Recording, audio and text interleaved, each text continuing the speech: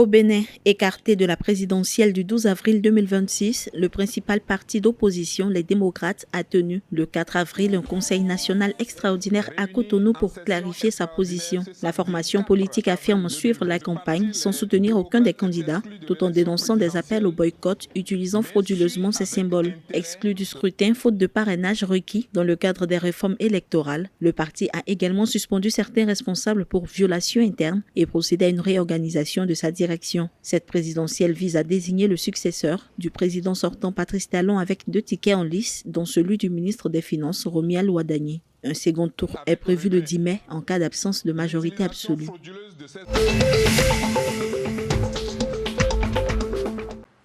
Au Ghana, le gouvernement a approuvé le 3 avril 2026 un investissement de 250 millions de dollars pour créer un centre dédié à l'intelligence artificielle afin de renforcer l'innovation technologique et positionner le pays comme un pôle africain de référence en matière d'IA. Le projet vise à soutenir la recherche, le développement, le déploiement de solutions dans des secteurs clés comme l'agriculture, la santé, l'éducation et les services financiers. Selon le ministre Samuel Narté-Georges, une stratégie nationale de l'IA sera lancée le 24 avril 2026 pour accélérer l'adoption de cette technologie dans l'économie. Avec un taux de pénétration mobile supérieur à 110%, soit environ 38 millions d'abonnements, le Ghana entend s'appuyer sur cette base pour bâtir un écosystème d'intelligence artificielle innovant, responsable et compétitif à l'échelle mondiale.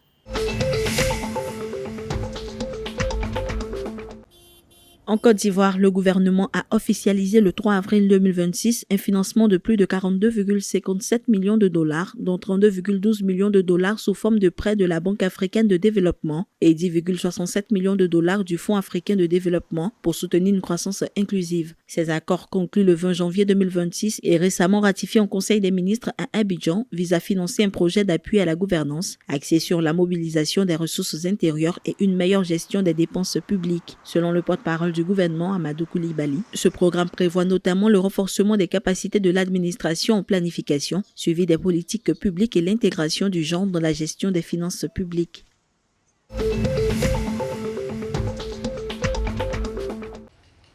Au Sénégal, face à la hausse des prix du pétrole et à une crise budgétaire persistante, le Premier ministre Ousmane Sonko a annoncé le 3 avril 2026 des mesures de réduction des dépenses publiques allant jusqu'à annuler plusieurs déplacements officiels. Le Premier ministre a justifié ces décisions par l'augmentation du prix du baril, passé d'environ $80 à près de $115 dans un contexte international tendu. Le pays fait face à de fortes contraintes économiques, avec un déficit budgétaire avoisinant 14% du PIB et une dette publique estimée à 132% fin 2024. Dans ce contexte, le programme d'aide de 1,8 milliard de dollars du Fonds monétaire international, approuvé en 2023, reste suspendu après la confirmation d'irrégularités dans les données budgétaires entre 2019 et 2023.